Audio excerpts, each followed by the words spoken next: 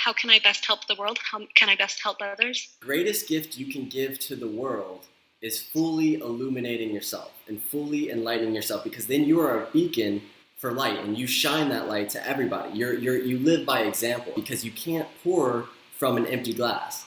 What can I add into my lifestyle that will connect me with my highest self even deeper? What does your spiritual practice look like? What do you do when you wake up? Do you exercise? Do you practice breathing techniques? Do you meditate? And also, I always tell people to start with the physical plane, because the physical plane is the easiest to transmute, because you can see it. The mind can lock on it. It's something tangible that the mind can grasp. Start with the physical, which is the diet.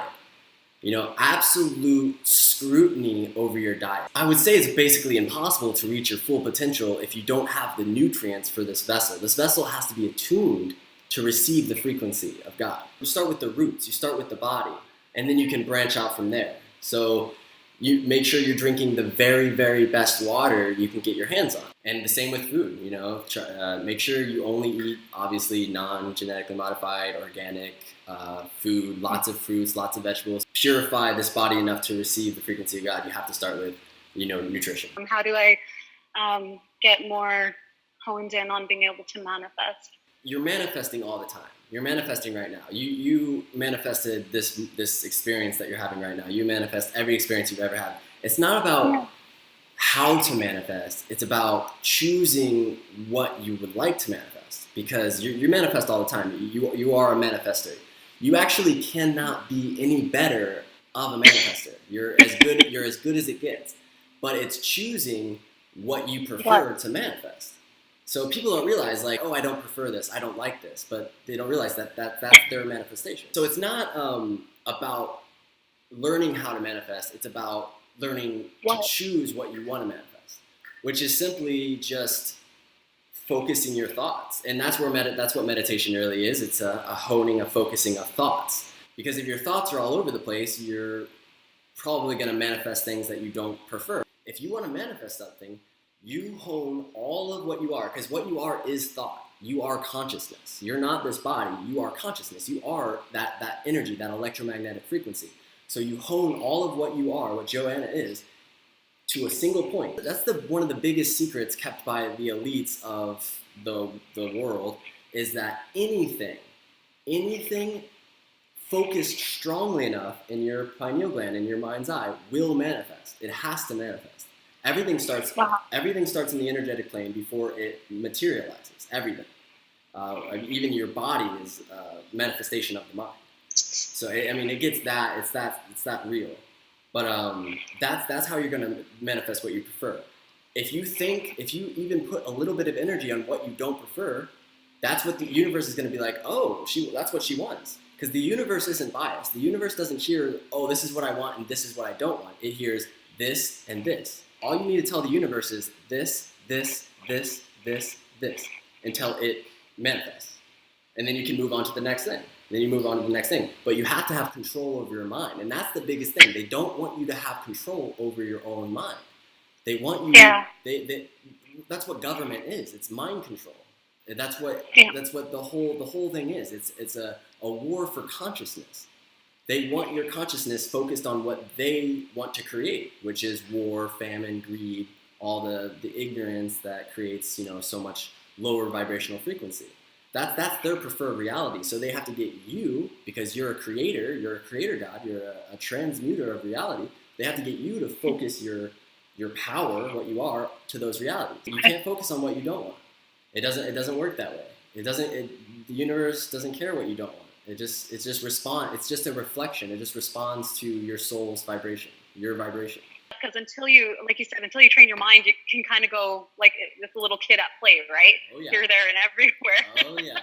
That's why I tell people to focus on the physical part first, because it's easy to change your diet, relatively. Yeah. It's easy to make it a conscious effort to bring in only things that you need into your body.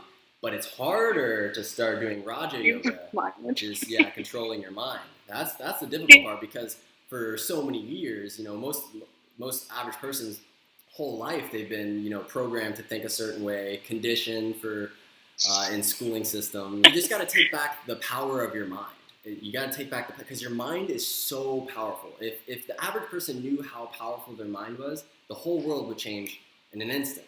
If everybody knew how Yeah. powerful, because they would start controlling it, they would start directing what they prefer. They don't realize that they're creating everything. All of this is a creation, a manifestation of of yourself. Everything. But people don't realize that. So when they find themselves in a reality that they don't prefer, they don't realize that they chose that they are choosing to vibrate in that frequency, and this Maya, the universe, is reflecting what they are, what they say they are, whether they know it or not. You have to have control. If you have control over your mind, that will, in turn, you'll have control over the frequency range that you're vibrating in. So if you're always thinking, oh, negative, negative, negative, you're going to be vibrating very slowly, and you're going to be attracting that reality. But if you have control over your mind and you're thinking positive, positive, positive, you're going to be vibrating very quickly, and you'll be attracting that reality. It's extremely simple. It's just instilling it. You know, it's really it's integrating it. Because I tell people this, but then it doesn't stick. It's gotta stick. Once you know it, really know it, you don't just think it. You know it to your core. Your whole reality changes because you no longer perceive yourself as living in something. All of this is living in you. Everything is inside of you. It's all just inside, projected out.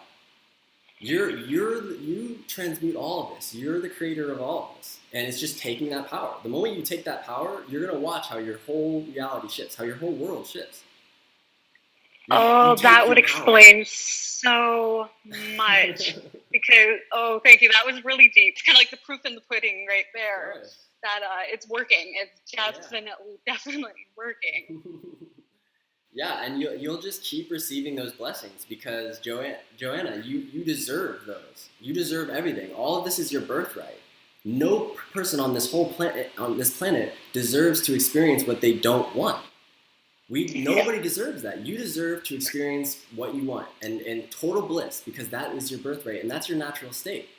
You know, they've only gotten us to believe that we have to be in a certain frequency and we have to feel a certain way. No, you have full permission to be in the highest frequency that you want. You have full permission to get a blessing every moment of every day. So like everything is just constructions of belief systems that we have that say, oh, we can't do this or oh, we can do this.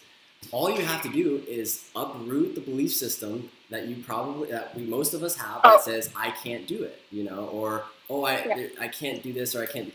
All you have to do is get rid of. It's like getting out of your own way, because you have the birthright and you have all the blessings and you have God running through like you are. So it's just choosing, you know. So it's just the thing is the way they keep us trapped and imprisoned is with beliefs. You know, oh, no, I could never do that. Oh, I don't have enough money. No, I could never do that because of so-and-so. Like, those are belief systems. The moment you solidify and densify your consciousness with those belief systems, you can't do it because you told yourself you can't do it. And that's all there is to it. We imprison ourselves with belief systems. So all you have to do is let go of those beliefs. I don't buy that. I don't believe it. You know what I do believe? I can do it. You know what I do believe? I will do it. You know what I do believe? I am doing it.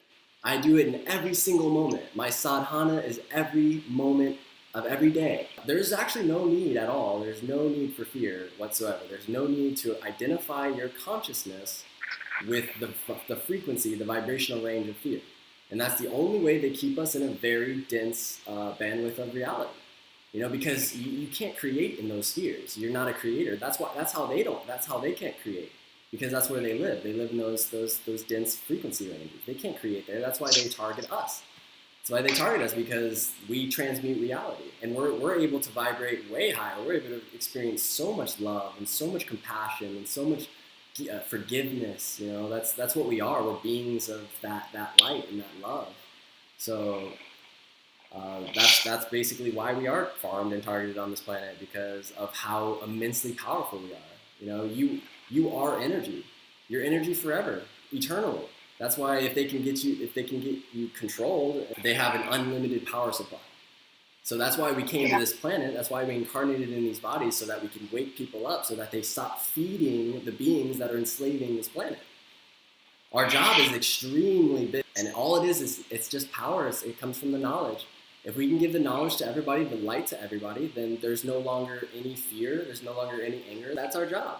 We basically embody the frequency of God, which is our natural state, which is bliss, which is happiness, which is love. We embody that frequency, we ground it into the earth, and we share it with other people.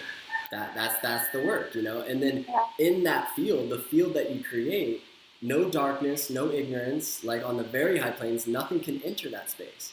You are creating a safe space. You're actually holding the space of God.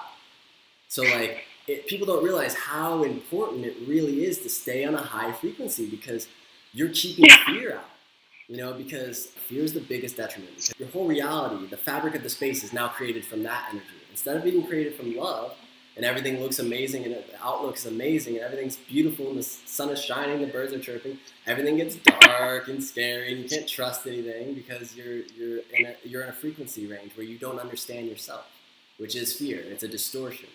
Once you're in a higher frequency of love and understanding and happiness, that's just, you see yourself more clearly, you understand yourself more clearly, and you can live in that, and you bring that to other people. You have to get to a point where we have so much control over what we are, which is consciousness, that we're able to come and go as we please.